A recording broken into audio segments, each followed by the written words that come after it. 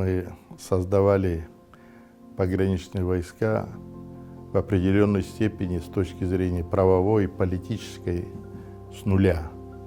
Да, здесь когда-то был мощный Восточный пограничный округ, который охранял около 1700 километров границы из 15,5, которая охраняется на сегодняшний день. Мы стали суверенным государством, и любое государство начинается с границы.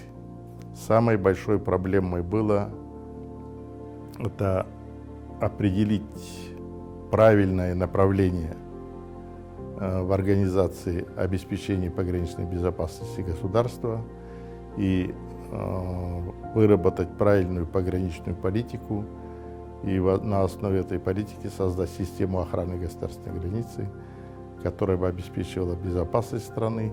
И первыми шагами, которые предпринимались в то время, это создать правовую основу деятельности нашего ведомства. И мы первыми среди стран СНГ приняли закон о государственной границе и закон о пограничных войсках. Все, наверное, смотрели фильм «Офицеры», да? И там фраза такая: есть такая профессия — Родину защищать. Вот от себя я хотел к этой фразе добавить: а кто это будет делать, если не мы? Поэтому на этой стезе я хочу всем своим коллегам пожелать удачи, успехов и пользоваться авторитетом среди населения и доверием у государства.